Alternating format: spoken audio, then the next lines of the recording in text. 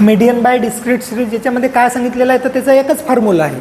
Simple सिरीजमध्ये आपण 2 फॉर्म्युले घेतले. आता याच्यामध्ये काय डिस्क्रीट सिरीजमध्ये एकच फॉर्म्युला आहे जो की तुम्ही ऑड नंबरसाठी यूज करत होते. तो फॉर्म्युला तुमचा राहील. म्हणजेच काय तर M is equal to the size of n+1/2 atom. हा तुमचा फॉर्म्युला राहील.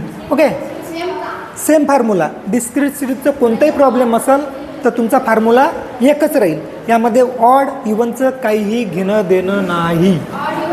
ऑड इव्हनचं काहीही घेणं देणं नाही. एकच डिस्क्रीट सिरीज म्हटलं तर तुम्हाला एकच फॉर्म्युला यूज करायचा आहे आणि तो फॉर्म्युला काय आहे तर size of n+1/2 item. Okay, हा तुमचा फॉर्म्युला आहे. आता याच्यामध्ये आपल्याला काय काय दिलेलं असते. डिस्क्रीट सिरीज आली म्हणजे फ्रिक्वेन्सी आली. ओके, डिस्क्रीट सिरीज आली म्हणजे तुमची फ्रिक्वेन्सी आलेली आहे. आता फ्रिक्वेन्सीची टोटल जी राहील ते काय राहील तुमचा n राहील. इथं तुमचा n चेंज होते. पहिले सिरियल नंबर घेत होतो आपण, परंतु याच्यामधला जो n आहे तो काय राहील तर तुमच्या फ्रिक्वेन्सीची टोटल राहील. इथं 2 गोष्टी तुम्हाला दिलेल्या राहील. ओके, आता एक प्रॉब्लेम पाहू आपण. एक्झाम्पल म्हणून कॅल्क्युलेट. आपल्याला 2 गोष्टी दिलेल्या आहे. डायरेक्ट मी याच्यामध्येच बॉक्समध्येच घेऊन घेतो म्हणजे कसं पुन्हा आपल्याला करायची गरज नाही. तर इथं तुम्हाला दिलेले आहे मार्क्स आणि इथं दिलेले आहे तुम्हाला नंबर ऑफ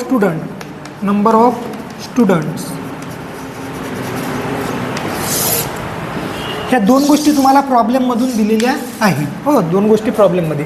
आता इथं मार्क्स काय दिलेले आहे 53 दिलेले आहे, 46 दिलेले आहे, 37 दिलेले आहे, 25 दिलेले आहे आणि त्यानंतर 29 दिलेले आहे. आणखी एखादी संख्या घेऊ आपण 84 दिलेले आहे.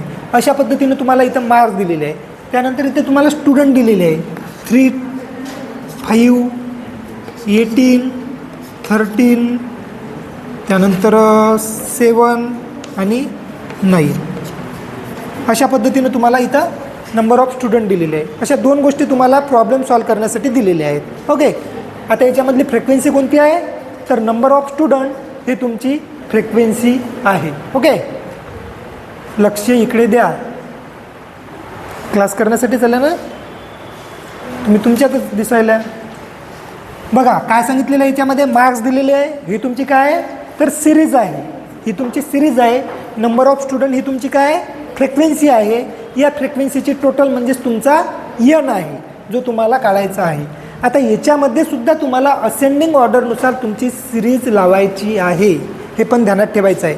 जेव्हा तुम्हाला प्रॉब्लेम दिलेला असते त्या प्रॉब्लेममधलं डायरेक्ट तुम्ही इथं मार्क्स असेंडिंग ऑर्डरनुसारच घ्यायचे आहे. ही पुन्हा इथं सिरीज लिहिण्याची तुम्हाला गरज नाही. ओके, आता इथं जर त्या पद्धतीने जर केलं ते आपण मोडून टाकू. समजा इथं प्रॉब्लेम आपल्याला दिलेला आहे. प्रॉब्लेम मी वर लिहितो. इथं दिलेला आहे 53, 46, 37, 25 आणि 29 आणि 84 असं तुम्हाला प्रॉब्लेम दिलेला आहे. मार्क्स म्हणून दिलेले आहे आणि खाली फ्रिक्वेन्सी दिलेली आहे.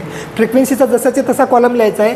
याला तुम्हाला अरेंज करायचं आहे. Okay, arrange by ascending order इथं लिहायचं आहे तुम्हाला.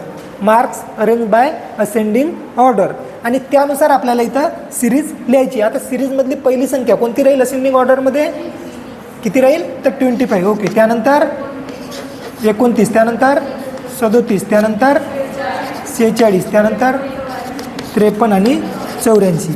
अशा पद्धतीनं आपण असेंडिंग ऑर्डरनुसार सिरीज अरेंज केलेली आहे. ओके, त्यानंतर तुम्हाला पाहायचं आहे की तुमचा n किती आलेला आहे.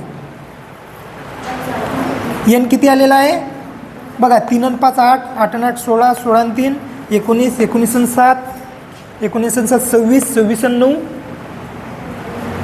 35, 35 ची 5 आले 3, 3 आणि 55. बरोबर आहे. n बरोबर तुमचा काय आहे 55. आता तुम्हाला इथे तिसरा जो कॉलम आहे कधी तुम्ही केलेला नाही तो कॉलम तुम्हाला करायचा आहे. त्याला नाव द्यायचं आहे क्युम्युलेटिव्ह फ्रिक्वेन्सी म्हणजे CF. याला म्हणतो आपण CF काय राहते की जे तुमची फ्रिक्वेन्सी राहते त्या फ्रिक्वेन्सीची टोटल होत जाते आणि त्याला आपण म्हणतो CF क्युम्युलेटिव्ह फ्रिक्वेन्सी. ओके, संचयित वारंवारिता असं म्हणतो याला. तर याच्यामध्ये काय करायचं आहे पहिला जो फ्रिक्वेन्सी आहे ती जशीच्या तशी राहील हे ध्यानात ठेवायचं आहे. पहिली जी फ्रिक्वेन्सी दिलेली आहे ती जशीच्या तशी राहील. त्यानंतर दुसरा सी एफ काय राहील, या दोन याची टोटल राहील 3 आणि 5 8. त्यानंतर 18 आणि 5 म्हणजे हे असे प्लस प्लस होत जाईल. ओके, म्हणजे काय केलं 3 जशीच्या तशी. त्यानंतर काय केलं आपण, या 3मध्ये 5 ॲड केले 8 राहिले, या 8मध्ये 18 ॲड करा. या ही जी फ्रिक्वेन्सी सी एफ आहे यामध्ये एक एक संख्या आपल्याला ॲड करत न्यायची आहे, त्याला आपण क्युम्युलेटिव्ह फ्रिक्वेन्सी असं म्हणतो. पहा आता 18मध्ये 8 गेले किती, 18 8 किती होतात, किती 26. ओके, त्यानंतर 26मध्ये 13 करायची ॲड, 39 ना. त्यानंतर याच्यामध्ये 7 ॲड करायची आहे, किती 46मध्ये 9 ॲड करायची आहे. शेवटची संख्या जी आहे 55, ते तुमचा एन आणि हे सेम राहते, हे ध्यानात ठेवायचं आहे. ओके, शेवटची सी एफ आणि तुमचा एन हे सेम राहते. ओके, हे ध्यानात ठेवायचं आहे. इथपर्यंत काही प्रॉब्लेम आहे तुम्हाला? पुन्हा पाहून घ्या काय केलेलं आपण. याच्यामध्ये सुद्धा आपल्याला सिम्पल सिरीजसारखीच आपली जी सिरीज आहे त्याला असेंडिंग ऑर्डरमध्ये अरेंज करायचं आहे, हे ध्यानात आलं. फ्रिक्वेन्सी जशीच्या तशी लिहायची आहे, त्याची टोटल करायची आहे, त्याचा जी टोटल राहील तो तुमचा एन राहील. त्यानंतर आपल्याला क्युम्युलेटिव्ह फ्रिक्वेन्सी काढायची आहे. क्युम्युलेटिव्ह फ्रिक्वेन्सी काढताना पहिली फ्रिक्वेन्सी जी राहील ते सेम राहील आणि त्यामध्ये खालची जी एक एक फ्रिक्वेन्सी आहे ती त्याच्यामध्ये ॲड करत न्यायची आहे क्युम्युलेटिव्ह फ्रिक्वेन्सीमध्ये. म्हणजेच काय, पहिले 3 लिहिले, त्याच्यात 5 ॲड केले, त्यानंतर इथं 8 झाले, 8मध्ये 18 ॲड, 26मध्ये 13 ॲड, असे एक आपल्याला ॲड करत न्यायची आणि ह्या दोन्ही गोष्टी त्यावेळेस सेम येईल. ही शेवटची क्युम्युलेटिव्ह फ्रिक्वेन्सी आणि तुमचा एन हा सेम राहील, एवढं ध्यानात ठेवायचं आहे. ओके, आता आपल्याला फॉर्म्युला यूज करायचा आहे. आपला जो फॉर्म्युला आहे तो फॉर्म्युला यूज करायचा आहे. M is equal to the size of n+1/2 atom putting the value in above mention formula the size of. आता एन आलेला आहे तुमचा किती, तर 55 प्लस याच्यामध्ये 1 केलेला आहे. द साईज ऑफ हे झाले 56/2. द साईज ऑफ किती येते तर 28 हे लिहिलं नाही त्याच्यासाठी. Item lies in C F. आता आपल्याला पाहायचं की 28 ही संख्या जी आहे ती आपल्या कोणत्या सी एफच्या गटामध्ये मोडते. तर याच्यामध्ये कोणत्या गटामध्ये 28 देऊ शकतो आपण. आपल्याजवळ तुमच्याजवळ 26 रुपये आहे, तुम्ही 28 रुपये देऊ शकता का, 8 रुपये देऊ शकता का 28. मग कोणत्या याच्यानुसार देऊ शकता तर 39.